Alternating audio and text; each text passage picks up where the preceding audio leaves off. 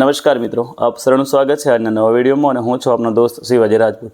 મિત્રો, 2 દિવસ પહેલાં મેં વસ્તી ગણતરી દરમિયાન મકાન નંબર અને જણગણના ઘર નંબર કઈ રીતે લખાય અને પ્રેક્ટિકલ સમજ આપતો વિડીયો બનાવ્યો હતો અને એ વિડીયોના સંદર્ભમાં ઘણા બધા મિત્રોની નેગેટિવ કોમેન્ટ હતી। એ મિત્રો એવું કહેવા માગતા હતા કે આ વિડીયોમાં ખોટી માહિતી આપેલી છે અથવા તો ગેરમાર્ગે દૂર રહ્યા છે અથવા તો આ વેવલા વેડા છે, આ પ્રકારના શબ્દો દ્વારા એ પોતે વિડીયોને વખોડ્યો હતો। તો મિત્રોની કોમેન્ટમાં પણ મેં જણાવ્યું હતું કે ખરેખર જો આ ખોટું હોય તો સાચું શું છે એ તમે પ્રૂફ સાથે બતાવો, પણ એક પણ મિત્રએ વળતો જવાબ આપ્યો નથી। એ તમામ મિત્રોને મેં એ પણ કહ્યું હતું કે હું પ્રૂફ સાથે વિડીયો લઈને આવીશ। તો મિત્રો, આપણે આ વિડીયોમાં મકાન નંબર અને જણગણના ઘર નંબર કઈ રીતે લખવાનો એનો ઓફિશિયલ જે પ્રૂફ છે એ દ્વારા આપણે સમજૂતી મેળવીશું। આ જે પ્રૂફ છે એ તાલીમ દરમિયાન જે પીપીટી આપણને આપવામાં આવી હતી એ પીપીટીમાં જ એનો ઉલ્લેખ છે કે મકાન નંબર અને જણગણના ઘર નંબર કઈ રીતે આપવા। મેં જે વિડીયો બનાવ્યો હતો એ અમારા નોડલ ઓફિસર એમની સૂચનાથી બનાવ્યો હતો, કારણ કે એમણે ફિલ્ડમાં ફર્યા અને ઘણા બધા લોકો મકાન નંબર અને જણગણના ઘર નંબર લખવામાં ભૂલ કરતા હતા।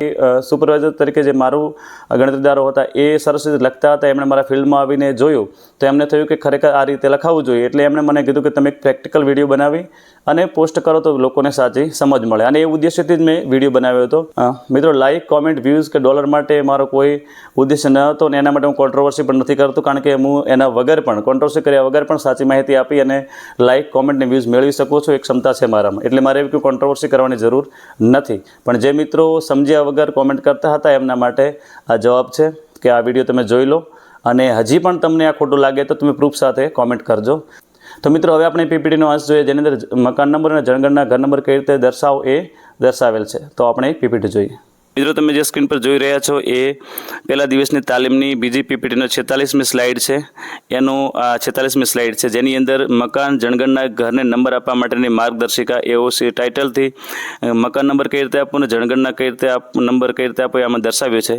લખેલું છે કે ગણતરીદાર દ્વારા આપવામાં આવેલ મકાન નંબર એટલે કે વગ વસ્તી ગણતરી અથવા સ્થાનિક ભાષામાં વગની સમકક્ષ, એટલે આપણે બધા અંગ્રેજીમાં સેન્સસ નંબર લખ્યું છે, જેને સાથે મકાનના મુખ્ય પ્રવેશ દ્વાર અથવા મકાનના મુખ્ય સ્થળે કૌંસમાં જણગણના ઘરોની સંખ્યા સાથે લખવાનો રહેશે। એટલે કે જો મકાન નંબર 21 હોય તો તમે એને કૌંસમાં એને CN 21 લખી શકો છો, અને અથવા તો અહીં ઉદાહરણ પણ આપ્યું છે, જો મકાન નંબર 102 હોય તો એને વગ 102 તરીકે પણ લખવો જોઈએ, જે ગુજરાતી ભાષા માટે, પણ પરંતુ આપણે બધા અંગ્રેજીમાં CN 102 લખ્યું છે। હવે એની પછીનો મુદ્દો જે મહત્વનો છે અને જેની આપણે ખાસ ચર્ચા થઈ હતી એ છે દરેક જણગણના ઘરના પ્રવેશ દ્વાર। હવે મિત્રો, જણગણના પેલું મકાન નંબર હતો એ મકાન નંબર પ્રવેશ દ્વાર ઉપર લખ્યો, અને જણગણના ઘરનો પ્રવેશ દ્વાર શું હોઈ શકે? તો મિત્રો, જણગણના ઘર આપણે કોને કહી શકીએ? તો મકાનની અંદર જે મકાન આવેલું હોય છે, જે રૂમ આવેલા હોય છે, એને આપણે જણગણના ઘર બતાવતા હોઈએ છીએ। તો દરેક જણગણના ઘરના પ્રવેશ દ્વાર પર ઘરયાદીની કામગીરી મોબાઈલ એપ એટલે કે HLO એપ દ્વારા જે 4 અંકોનો નંબર જનરેટ થાય છે એ જણગણના ઘર નંબર લખવામાં આવે છે। ક્યાં? જણગણના ઘરના પ્રવેશ દ્વાર પર।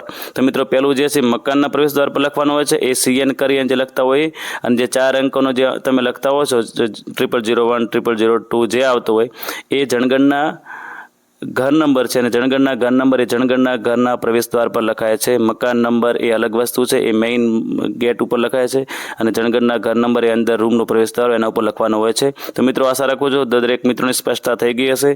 જે મિત્રો વેવલા વેડા કહેતા હતા અથવા તો જે મિત્રો માહિતી ખોટી છે એવું કહેતા હતા એમને પણ હવે સમાધાન મળી ગયું હશે। તો મિત્રો, આ જે પેજની PDF જોતી હોય તો એ પણ તમને લિંકમાં મળી જશે।